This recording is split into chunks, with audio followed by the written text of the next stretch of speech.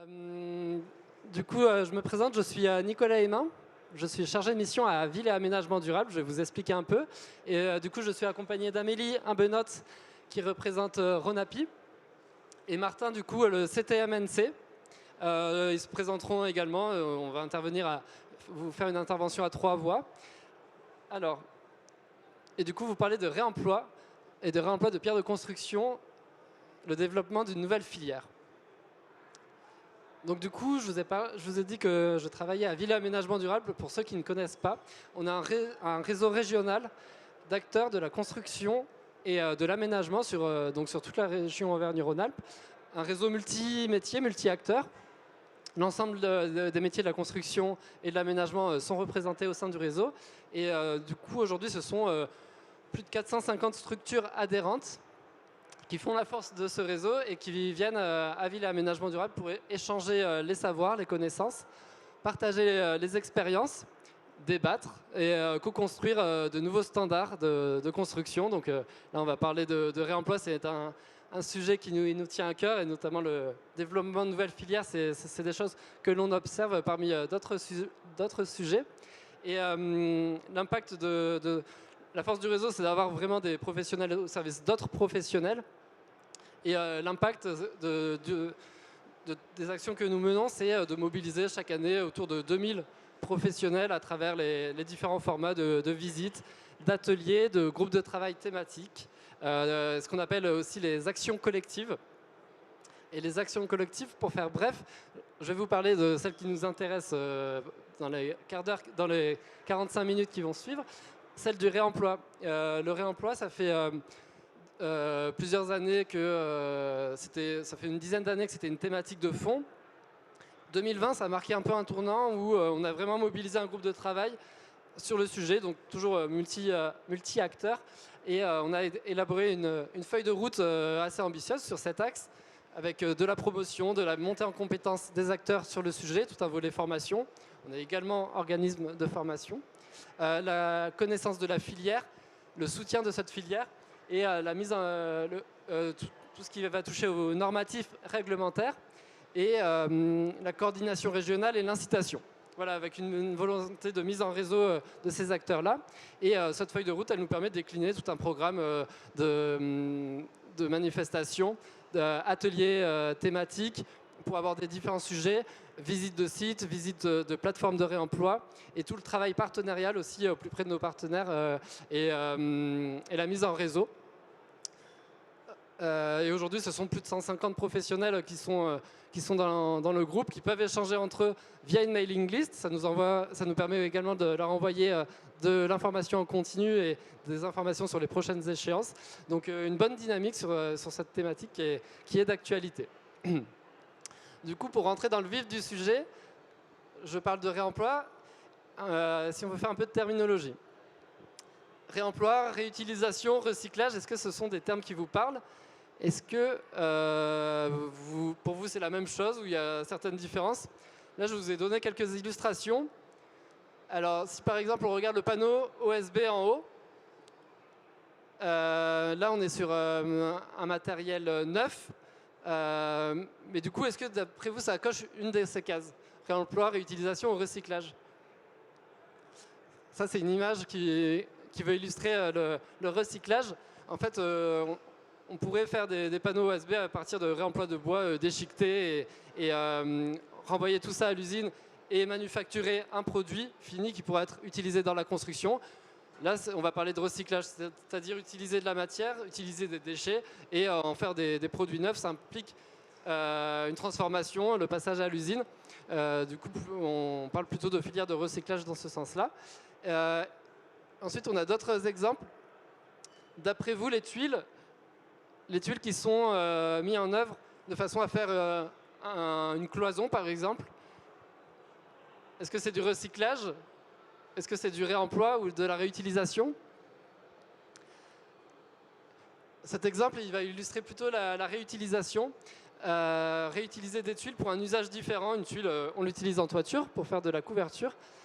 À partir du moment où on va utiliser la tuile dans un autre usage, ça c'est les définitions du code de l'environnement qui dès lors qu'il y a changement d'usage, on parle de réutilisation. Pareil pour les persiennes utilisées en façade. Donc ça, c'est un exemple assez qui montre le réemploi de manière assumée. Donc c'est un bâtiment temporaire qui a été construit sur une ZAC. C'est la maison du projet pour présenter le projet de ZAC. Toute la façade a été faite en persienne de réemploi, mais du coup, au sens du code de l'environnement, on parle de réutilisation finalement, de persiennes réutilisées pour faire un habillage de façade. Et là, on va trouver du réemploi, vous allez me demander maintenant. Alors quand est-ce qu'on parle de réemploi? C'est quand, vous l'aurez compris, l'usage reste le même. Et là, on a un très bel exemple de plancher flottant, enfin de plancher surélevé en tertiaire. Le plancher surélevé en tertiaire, c'est très standard dans les dimensions 60 par 60 et dans le produit en lui-même.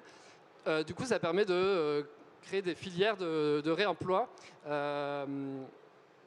Je pense notamment à Mobius qui a développé ça pour avoir du faux plancher de réemploi utilisé en tant que faux plancher en tertiaire pour le même usage que pour lequel il avait été conçu et utilisé initialement.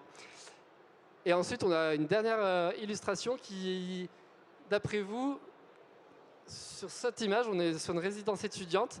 Qu'est-ce qui est du réemploi? Qu'est-ce qui est de la réutilisation? Qu'est-ce qui est du recyclage?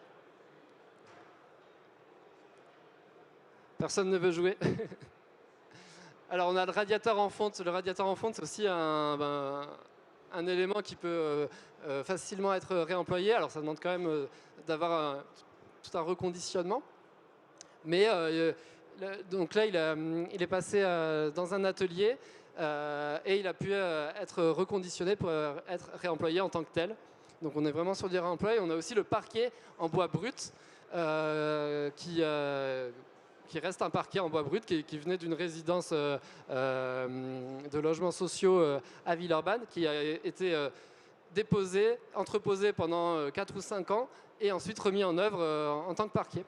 Donc là, on est sur vraiment un bel exemple de réemploi. Sur cet exemple, le mobilier aussi a été chiné à droite à gauche, donc on peut également parler de réemploi de mobilier.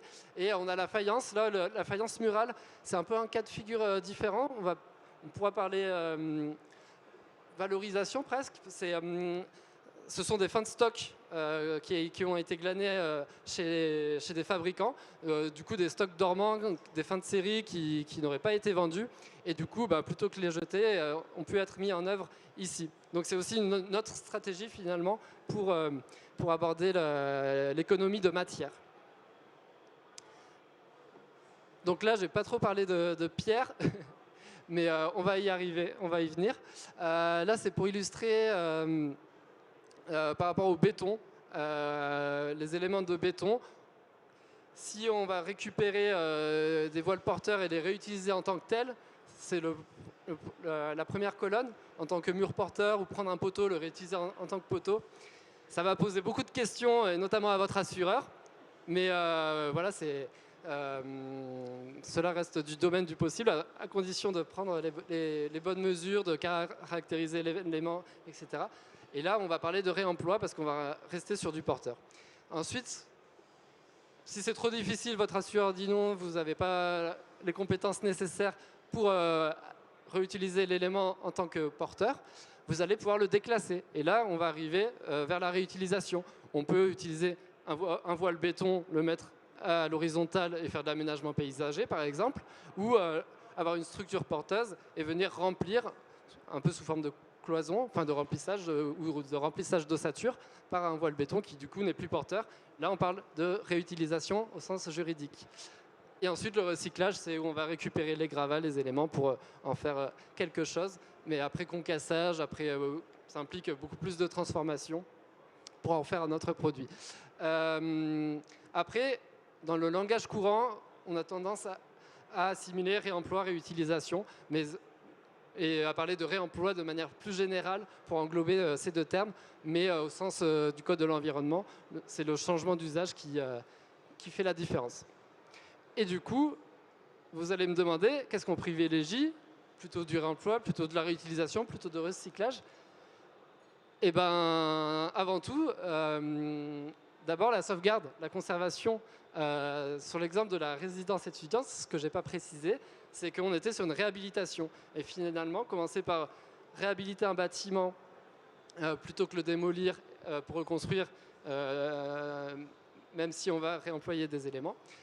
Déjà, se poser la question de la conservation de l'existant, faire avec un bâtiment, conserver ce qu'on peut conserver et ensuite enlever ce qu'on veut enlever, ça va être le premier pas. Et ça, c'est la loi de la transition écologique et pour une croissance verte qui nous donne cette hiérarchie des modes de traitement. Donc, en premier lieu, je sauvegarde ce que je peux sauvegarder in situ, ça évite des transports, ça évite aussi voilà, toute une chaîne qu'on verra juste après. Et ensuite, à partir du moment où on va opérer des démolitions, on n'a pas le choix, ce bâtiment n'est pas assez qualitatif, on va enlever une partie, etc. Réfléchir au réemploi, qu'est-ce que je peux réemployer, qu'est-ce que sur un autre site.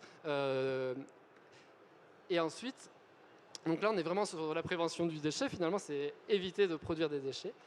Et ensuite vient la réutilisation qui peut nous permettre, comme on l'a vu, d'utiliser un élément en le déclassant et donc en faisant sauter certains freins réglementaires, certains freins normatifs. Vient après le recyclage, puis en dernier lieu l'incinération. L'incinération qui peut... le recyclage, on va parler de valorisation de matière. L'incinération, on peut parler de valorisation énergétique dans le sens où on peut récupérer la chaleur de l'incinérateur, envoyer aller chauffer des logements, des écoles via un réseau de chaleur urbain par exemple, ou une usine. Donc on peut quand même récupérer quelque chose de cette incinération. Et en dernier lieu à éviter l'enfouissement, même si sur certains déchets, notamment les déchets dangereux, ça peut être la seule solution adéquate. Donc pour vous donner un peu les enjeux, là on parle de déchets, de matières, etc. La production annuelle de déchets en France, elle représente 70% de la production de déchets générale. Donc là on voit sur le diagramme les déchets du bâtiment et du travaux publics, on est là, et du coup le reste sera les déchets ménagers et déchets d'entreprise, entre autres, sachant que c'est surtout les travaux publics finalement qui alourdissent ce bilan-là, les déchets du bâtiment représentant 46 millions de tonnes. Et on peut également regarder le diagramme d'à côté qui nous montre la consommation en matières premières. Donc là, on le sait aujourd'hui que les matières sont finies sur notre planète. Du coup, tous ces mécanismes permettent de limiter l'extraction de matières premières. Et il y a également un gros enjeu vu que le secteur de la construction ici représente sur l'ensemble, donc c'est 772 millions de tonnes extraites de matières premières pour le BTP. Et ici, la construction pèse à moitié dans le bilan général, donc équivaut aux extractions liées aux travaux publics. Et ça, c'est pour dézoomer un peu, pour prendre un peu de hauteur. Ce schéma, il vous montre que finalement, le réemploi, c'est une solution pour éviter ce qu'on vient de voir, production de déchets, extraction de matières premières. Et du coup, fatalement, pour aussi réduire l'impact carbone, ce qu'on essaie de faire aujourd'hui, décarboner la construction. Mais en fait, ça peut commencer bien avant de se poser la question du réemploi. Ça va se poser déjà réfléchir en termes de sobriété. Alors c'est pour ça que je vous ai parlé de réhabilitation, parce que pour nous, la réhabilitation, c'est dans un sens un bon moyen de commencer à parler en termes de sobriété. Mais voilà, de faire avec le déjà là, peut-être aussi avoir une conception la plus économe en matière possible, montrer les matériaux bruts. Ici, on est sur le salon de la pierre naturelle, donc je pense que si on construit en pierre naturelle, on sera content d'avoir des éléments bruts, montrer cette pierre naturelle, et ça peut aussi être avoir une nouvelle esthétique, montrer les réseaux, pourquoi pas, et ne plus forcément vouloir tout cacher. Voilà, donc vraiment réfléchir en termes de conception sobre. Et ensuite, on va chercher l'efficacité. L'efficacité, on peut utiliser tous les éléments du bioclimatisme pour apporter cette efficacité-là, ou des équipements plus techniques, technologiques, qui pourront aussi, dans leur mesure, amener de l'efficacité dans le bâtiment. Et c'est après avoir observé déjà ces premiers pas, qu'on va commencer à regarder la matérialité des travaux que l'on voudra mettre en œuvre pour décarboner ça, en mobilisant des filières locales. Ça peut être de la pierre naturelle, ça peut être des matériaux biosourcés, du bois ou toutes ces choses-là, et en mobilisant les filières de réemploi qui sont en train de se développer ces années. Et du coup, donc voilà, je parle de réemploi, 2020, il y a eu aussi un bousculement avec la loi AGEC que je vous inviterai à regarder si vous ne la connaissez pas. Mais finalement, le réemploi, on en parle beaucoup aujourd'hui, mais c'est une pratique qu'il y a toujours eu, un peu comme la construction en terre crue, en pierre. Finalement, on s'aperçoit que c'est le XXe siècle qui a fait qu'on a oublié certains savoir-faire, certaines pratiques constructives directement, enfin, issues du bon sens. J'aime bien parler de bon sens paysan. Et là, on a quelques illustrations. Dans Lyon, on peut retrouver des pierres issues de l'époque gallo-romaine. Alors, peut-être que pour les archéologues, ça leur crée des soucis.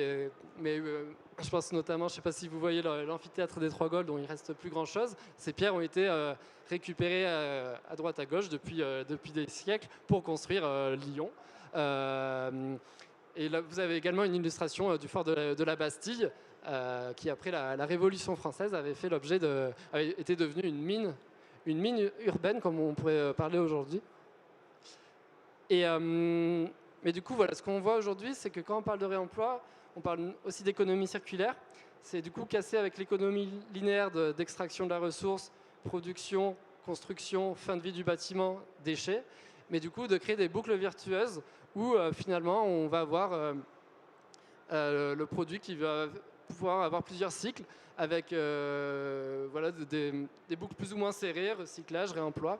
Et ce qui est intéressant sur ce schéma, c'est qu'on voit plein de petits bonhommes. Ça crée aussi, donc c'est pour ça que ça se met en place aujourd'hui, que la filière a besoin de se développer, de se structurer, d'être soutenue. Mais voilà, on va voir qu'il y a plein d'acteurs, plein de missions qui se créent. On a des formations de techniciens valoristes du bâtiment qui se mettent en place, des formations de diagnostiqueurs. Vous connaissez peut-être le diagnostic PEMD. On a toutes ces choses-là de reconditionnement, de préparation qui sont générées par les besoins du réemploi. Et pour terminer cette petite introduction, je vous montre très rapidement quelques illustrations. Là, on a un exemple de maison communale à la Renaudie, où le choix avait été fait de démolir la maison existante qui était, elle, en pierre, mais ils ont pu garder sur site toutes les pierres de la maison pour faire le soubassement et construire par-dessus un bâtiment léger en bois local. Donc un projet très intéressant de fabrique architecture paysage. Là, on pourrait parler presque de recyclage parce qu'on est sur des gabions qui ont été faits à partir d'éléments concassés, de la pierre, mais également de la tuile, avec différentes teintes. Ça a permis aussi de travailler une esthétique. Donc là, on est sur une déchetterie à côté de Grenoble. Ça a permis de travailler une esthétique assumée du réemploi. Et du coup de montrer ce réemploi-là. Et là, on est aussi sur une architecture de gabions du côté de l'Ain, et où les gabions ont été remplis à partir des démolitions qui avaient été opérées donc, sur le fort L'Écluse, objet de la réhabilitation, et également des pierres qui avaient été prélevées sur site, et notamment à flanc de falaise, la falaise qui était juste sur le site du fort L'Écluse. Voilà pour cette petite introduction, et du coup je laisse la place à Martin Vigroux. Merci. Alors donc bonjour à tous. Donc je vais poursuivre donc cette thématique autour donc du réemploi, de la réutilisation donc de la pierre naturelle. Tout d'abord donc je me présente, Martin Vigroux, je travaille au CTMNC, donc qui est l'acronyme du Centre technique de matériaux naturels de construction. Pour faire très simple et pour ceux qui ne sont pas habitués à ce terme-là ou qui ne connaissent pas le CTMNC, c'est grosso modo le centre technique au service de la filière pierre naturelle et des carriers. Alors donc sur les 10-12 prochains slides, voici plus ou moins les différents items que je vais aborder, que je vais présenter. Donc considérez cette première diapo comme un petit peu un sommaire des différents items, sujets que je vais aborder plus en détail. Donc tout d'abord, je vais commencer par parler du principe d'économie circulaire, mais surtout donc, de la présence sur le sol français d'un énorme gisement en pierre naturelle. Alors on le verra, outre l'aspect carrière avec pierre neuve, mais également la France a un énorme patrimoine bâti en pierre naturelle et qui donc dans certains cas forcément peut être un gisement naturel. Il y a un pourvoyeur de pierre naturelle pour une seconde vie. Les points suivants, donc notamment le reconditionnement, donc je balayerai un petit peu donc qui dit donc vouloir se positionner sur des projets beaucoup plus vertueux à travers du réemploi, de la réutilisation de la pierre naturelle. Forcément vous doutez qu'il va y avoir donc des différences, des subtilités par rapport à de la construction ou des projets impliquant de la pierre naturelle neuve. Forcément, on verra qu'il y a certaines étapes qui peuvent être nécessaires. Il y a toute une structuration à mettre en place pour être efficace, notamment le reconditionnement, des étapes de redécoupe, de ressillage, et qui fait intervenir, on va dire, soit des nouveaux acteurs ou des acteurs déjà présents, mais sur un volet qui était assez limité, voire inexistant jusqu'à présent. Troisième point, qui dit pierre naturelle et en lien donc avec cette thématique de réemploi, de vouloir s'orienter sur des constructions beaucoup plus vertueuses, respectueuses de l'environnement. Je vous présenterai quelques chiffres à travers une étude qui avait été réalisée au sein du CTMNC par Tristan Pestre sur forcément les bienfaits et l'impact positif donc, de la pierre naturelle, mais aussi de procéder à du réemploi de pierre naturelle dans vos projets. Quatrième point, forcément, qui dit pour l'instant donc que des points positifs, avantages, volonté d'aller vers quelque chose de vertueux, de beaucoup plus respectueux de l'environnement. Néanmoins, comme il a été dit précédemment, le remploi de la pierre naturelle est utilisé, pratiqué depuis des décennies, voire des centaines de siècles. Néanmoins, de nos jours, le contexte a quand même bien changé et a vu naître, on va dire, des textes normatifs, réglementaires qui viennent structurer, cadrer tout projet de construction au sens large. Et donc, on verra quel est l'état actuel donc, du corpus technico-normatif pour le remploi.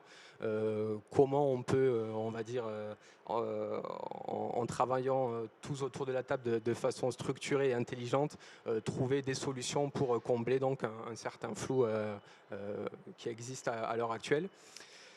J'évoquerai tout ce qui est lié au problème d'assurabilité, de sécurité selon quel usage de la pierre peut être fait. Et je terminerai donc en vous présentant aussi un petit exemple sur lequel le CTMNC a pu travailler, avait été missionné sur un projet de réemploi de pierres massives, donc de pierres massives porteuses donc sur la ville de Tours.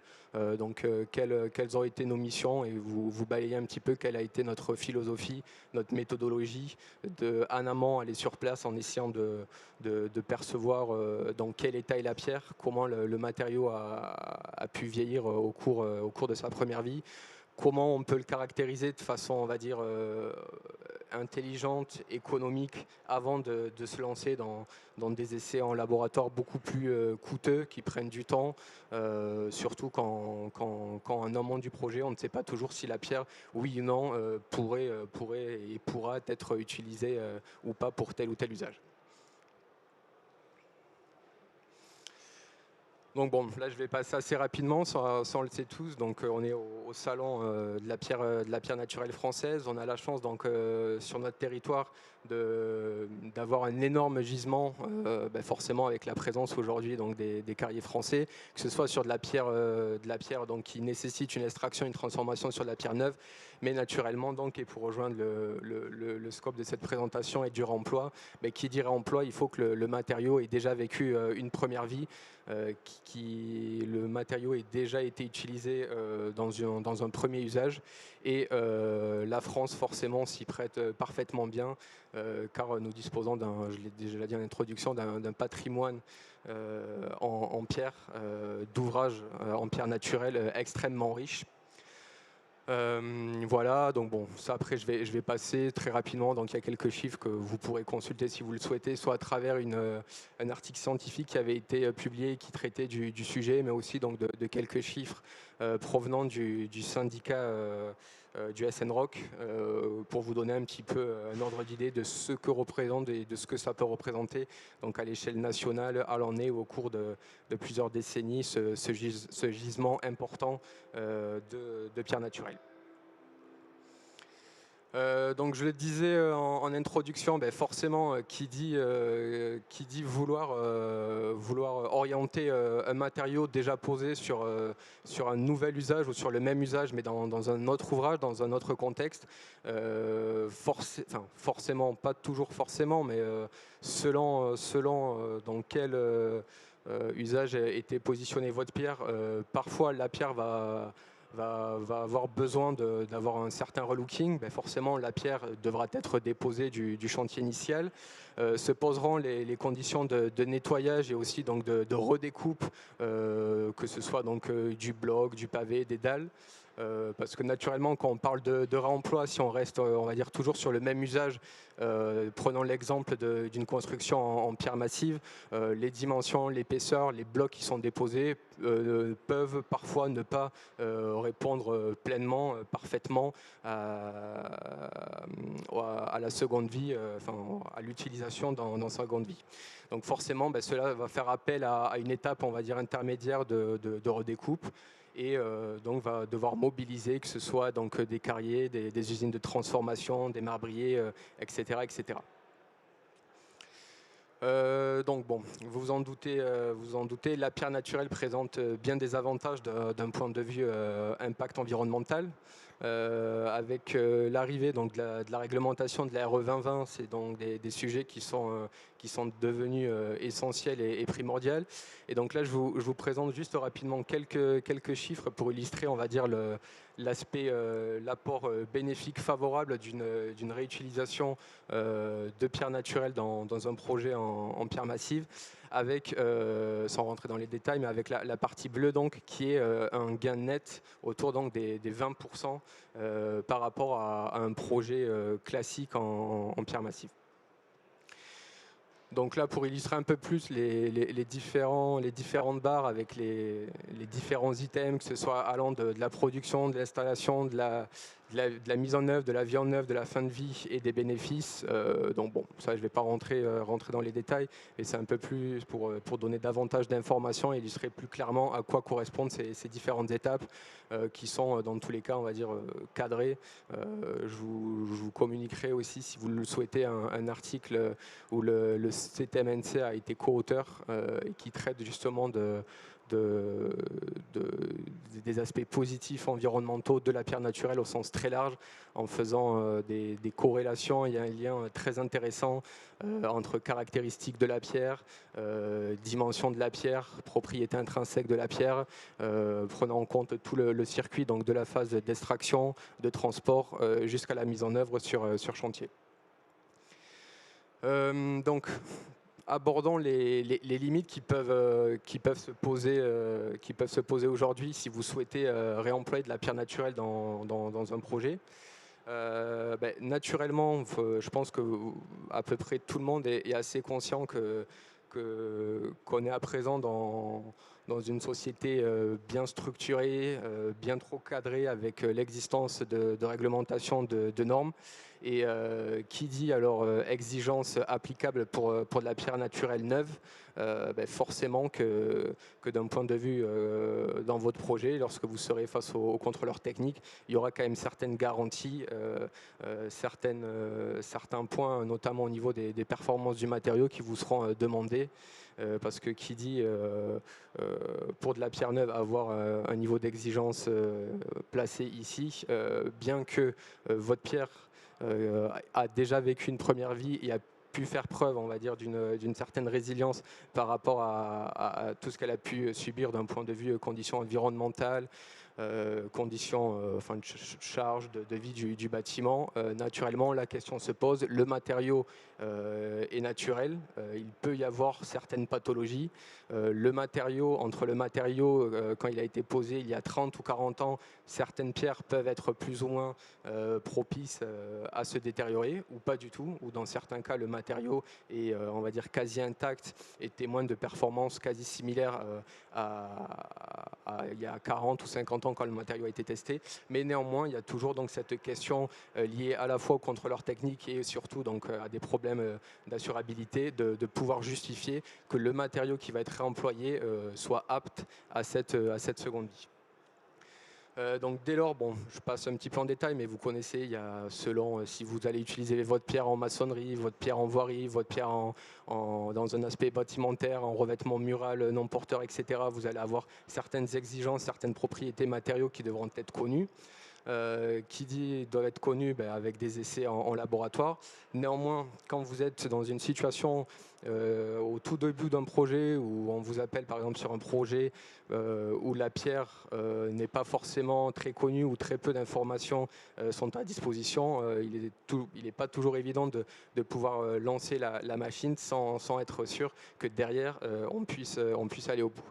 C'est pour ça donc au CTMNC on propose, alors on n'a pas réinventé, on va dire, on n'a pas tout réinventé ces méthodes-là, mais on va dire le fait de devoir passer énormément de pierres naturelles, on a pu constituer une base de données assez riche, assez importante sur un grand nombre de variétés allant de la pierre calcaire au marbre, au granit, enfin tout type de pierre que vous pouvez retrouver.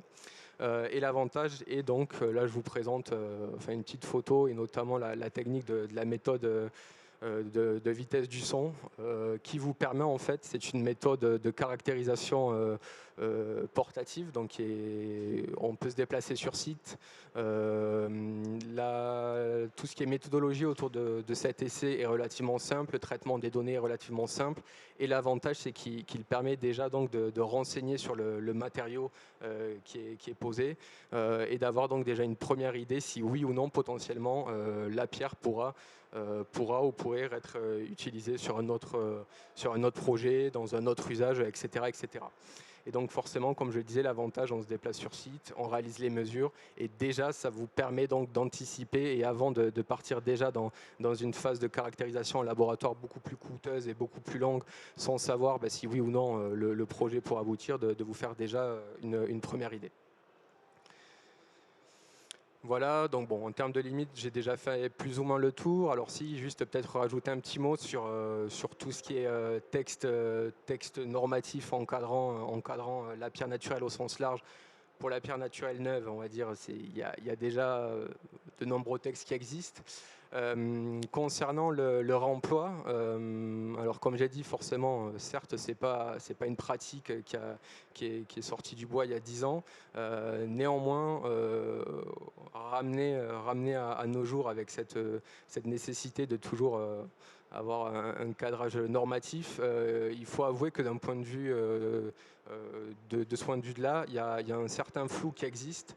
Il n'y a aucun texte, on va dire, qui va couvrir la pierre naturelle dans un contexte de remploi, bien que généralement tous les acteurs pour un projet de remploi vont quand même pouvoir se rattacher, se raccrocher aux documents existants et qui visent la pierre naturelle. En termes de technique, bon, j'en ai parlé, bon, évidemment, il y a pour que ça puisse se développer de plus en plus, il faut qu'il y ait tout un ensemble d'acteurs qui puissent faire fonctionner la boucle avec l'étape de redécoupe, de reconditionnement, de vérification de la matière. Et le dernier point, forcément, il est aussi, il y a un scope financier qui est important, parce que naturellement, on se veut d'être plus vertueux et le recours à cette pratique du réemploi, de la réutilisation de la pierre naturelle va dans ce sens-là, mais il faut aussi, et ça ira donc, comme ça a été dit tout à l'heure dans la présentation précédente, le fait de structurer un petit peu mieux la filière au sens large et les acteurs qui interviennent dans ce type de projet, ça permettra de réduire les coûts et de se rapprocher, d'être pas sur des projets qui sont beaucoup trop coûteux et qui pourraient repousser certains donneurs d'ordre. Et donc je terminerai très rapidement juste en vous illustrant à travers quelques photos à un projet donc de remploi de la pierre naturelle sur lequel nous avions été missionnés, donc qui était sur la ville de Tours. Donc un immeuble d'habitation qui était construit totalement en tuffeau, donc en pierre calcaire très poreuse, avec des épaisseurs relativement importantes. Et donc notre mission a été, comme je le disais tout à l'heure, donc d'aller sur place, déjà de faire un premier travail de diagnostic, d'identification et de préconisation concernant l'échantillonnage à venir pour la caractérisation des pierres. Donc comme je l'ai dit, forcément un bâtiment peut être plus ou moins exposé, que ce soit de façon thermique, hydrique, environnementale. Il y a un grand nombre de paramètres qui peuvent plus ou moins, selon la pierre, selon l'intensité, venir l'altérer ou pas du tout. Puis s'en était suivi donc des essais en laboratoire.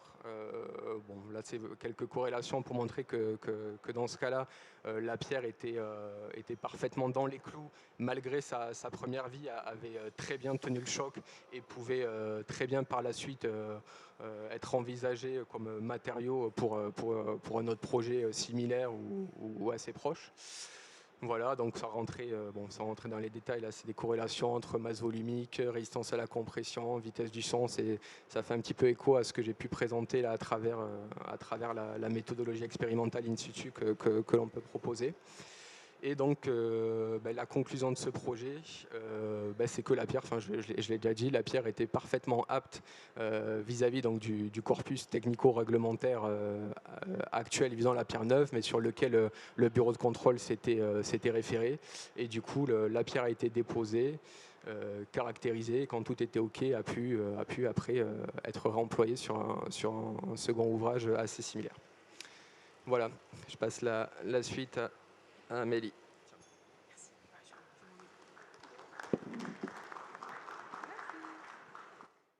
Bonjour à tous, Amélie Imbenotte, référente RONAPI. Donc RONAPI, c'est une association des amoureux de la pierre, association loi 1901, qui regroupe des carriers, des transformateurs, des architectes, des entreprises, des tailleurs de pierre. Vous avez le stand au milieu d'Eurocalia. Je vous invite à y faire un petit tour. Et donc, via cette casquette RONAPI, on veut aussi vous parler du travail qu'on fait au sein de cette association sur le réemploi et la valorisation de la pierre. Un petit préambule qui recoupe avec ce qui avait déjà été dit précédemment.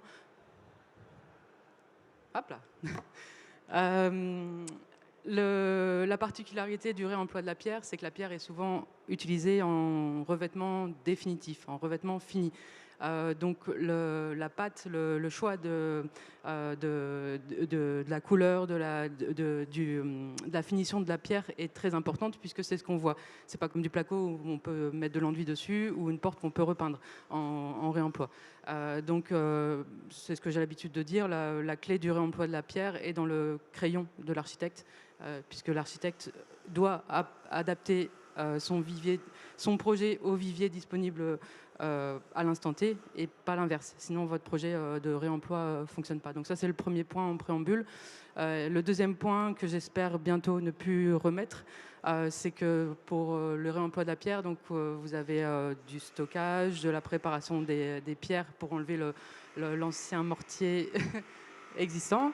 Vous pouvez changer la finition de la pierre, vous pouvez changer ses dimensions géométriques, et du coup ça vous amène tout ça à un éventuel surcoût. Donc faut en parler, parce que c'est une réalité. Aujourd'hui vous avez un surcoût par rapport au réemploi de la pierre, donc j'ai bon espoir que ce surcoût s'amenuise de plus en plus avec le développement de la filière de réemploi. Donc ça, c'était en préambule. Et donc, via RONAPI, on a pu monter un atelier de travail sur le réemploi et la valorisation de la pierre en aménagement urbain. Donc là, on démarre à l'horizontale.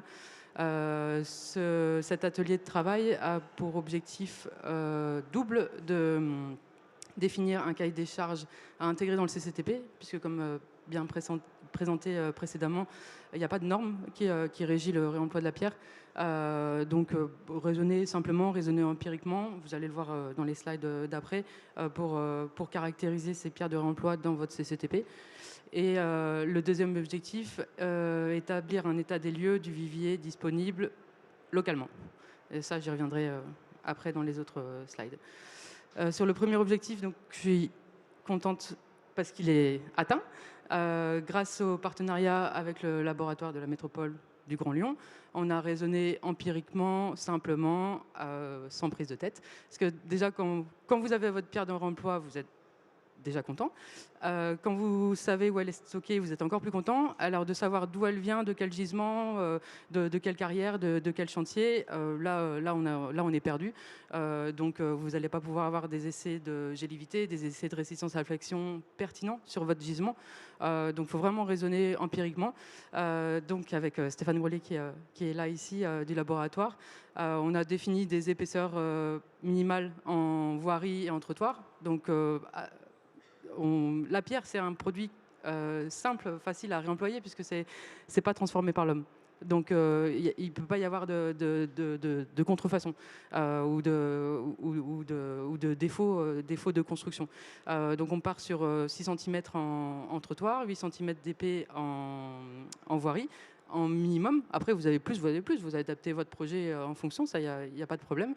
Après, ce qu'on aime bien aussi, c'est définir des dallages pour nos projets d'aménagement urbain. Et pour définir un dallage, il me faut la VMA, il me faut une valeur minimale attendue, donc la résistance à la flexion, qu'on a imposée à 12 mégapascales, qui est atteinte par la plupart des granites. Donc voilà, vous avez vos épaisseurs mini, vous avez une VMA mini. Vous avez entre guillemets juste à définir vos codes géométriques, vos finitions, et après en avant vous pouvez faire votre projet d'aménagement urbain avec de la pierre de réemploi simplement. Donc voilà, j'espère que demain il y aura des CCTP avec une partie de ces éléments-là en base pour qu'on puisse faire du réemploi correctement en aménagement urbain, en marché public. Concernant le deuxième objectif, alors c'est en cours de travail.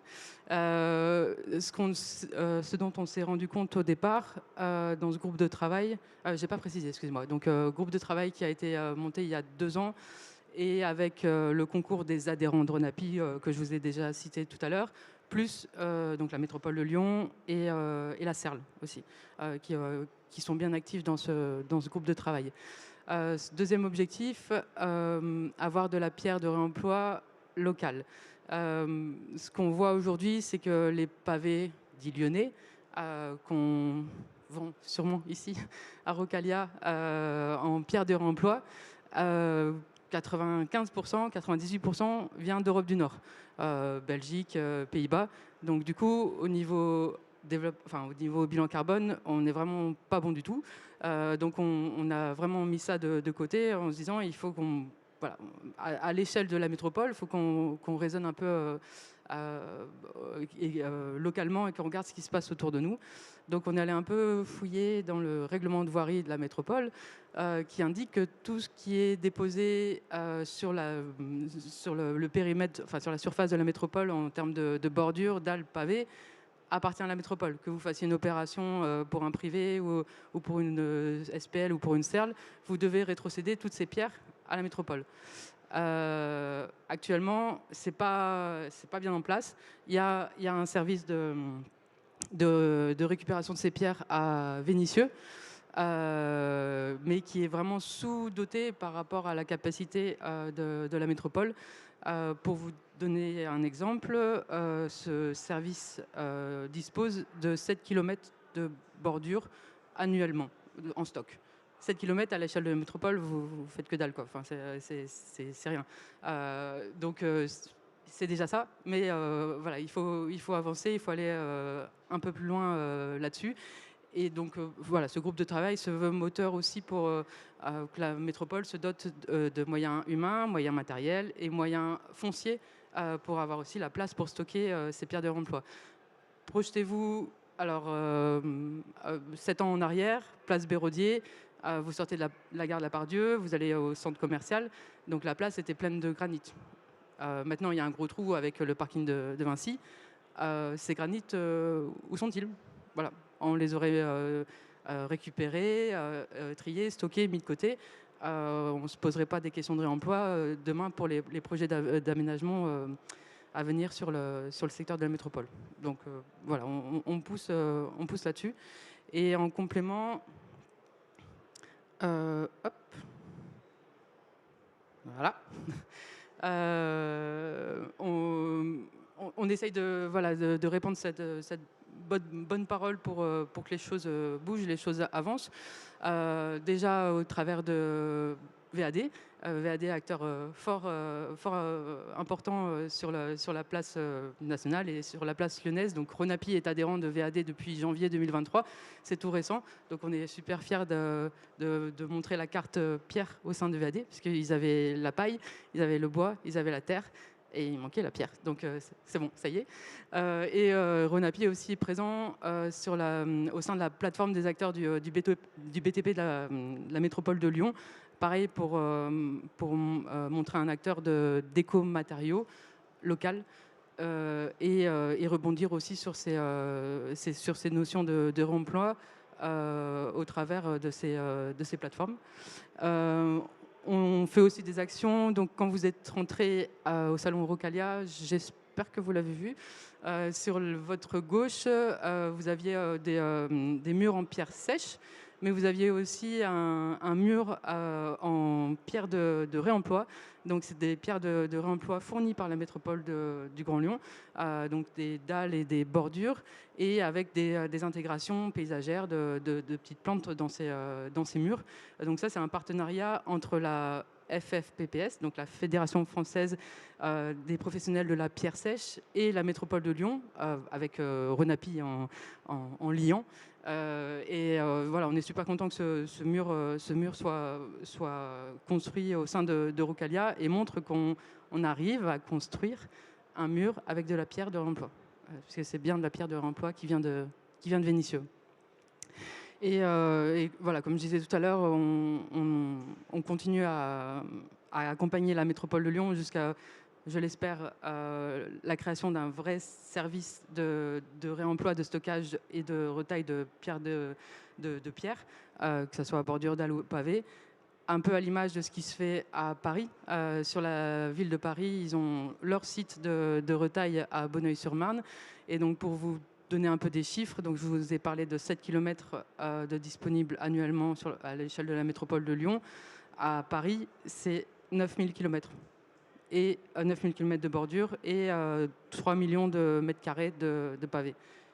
Pavés et dalles. Donc voilà, ça donne des chiffres. Si Paris arrive, il n'y a pas de raison que Lyon n'y arrive pas. Donc on pousse à fond dans ce sens-là.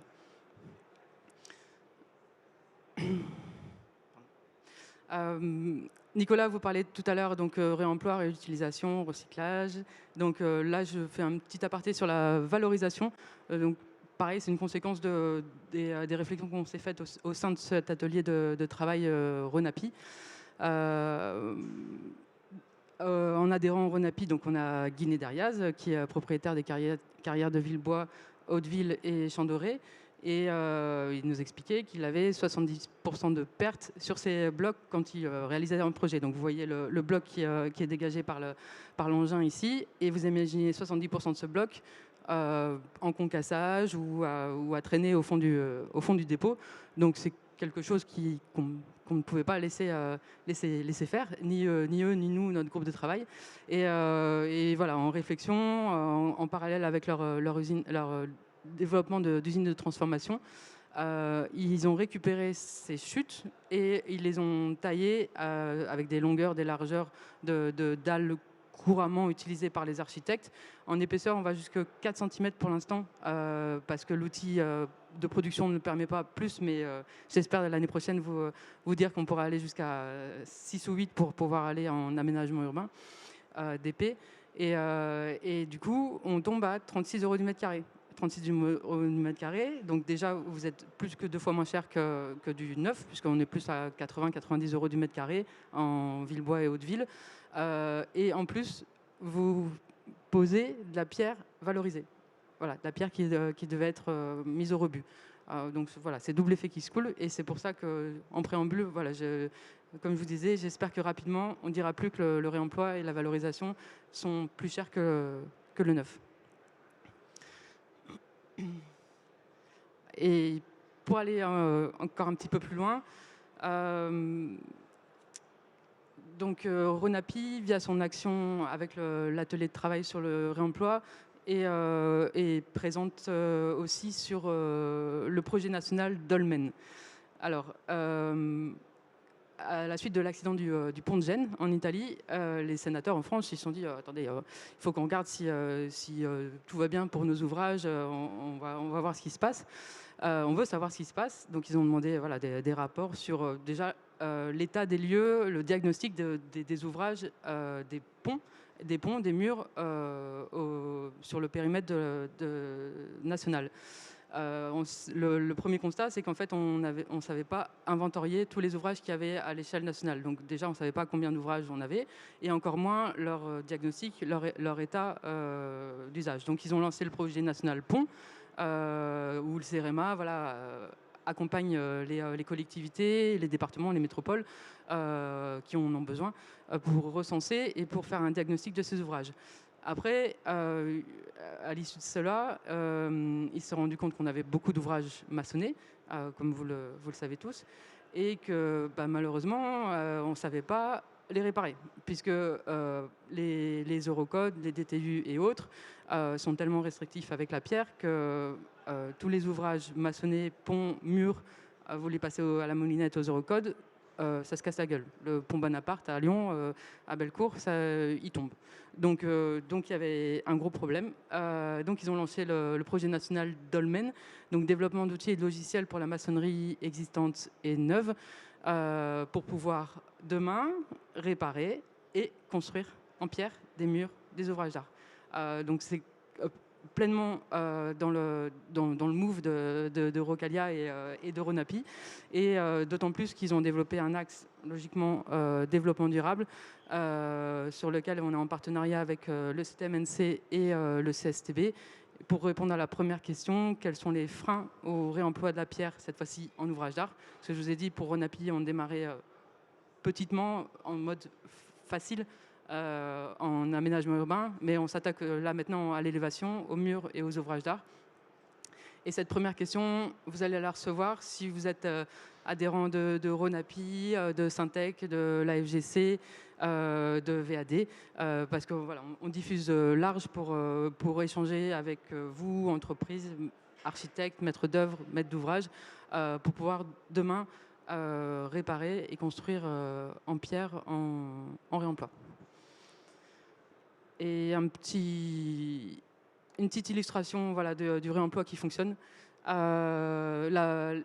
Le parvis du lycée Brossolette des gratte-ciel, donc opération menée par la CERL. Pour la petite histoire, donc c'est ce chantier qui a été instigateur de ce groupe de travail au sein de Renapi, parce que voilà, il y a 2 ans, quand c'est sorti, on n'était pas du tout prêt à répondre à ce genre de marché, à y répondre efficacement. Donc voilà, c'est pour ça aussi, comme je vous disais, qu'il y avait la CERL dans le groupe de travail, parce qu'ils ont été moteurs pour plusieurs avancées. Et en petit clin d'œil par rapport à ma première slide sur le préambule, comme quoi la réussite du réemploi est dans le crayon de l'architecte. Vous voyez sur la photo qu'on a bien une différence de couleur, puisqu'on est dans le réemploi. Donc déjà de base, en fourniture de neuf, on n'a pas la même couleur, mais encore plus dans le réemploi. Et donc l'architecte voilà, a accepté d'avoir ces différences de couleurs, l'architecte in situ. Donc c'est voilà, faut vraiment que la chaîne complète soit travaillée main dans la main pour qu'il y ait une réussite sur une opération de réemploi. Et puis ça fonctionne. Voilà. Je vous remercie. Est-ce que vous avez des questions? Vous avez froid?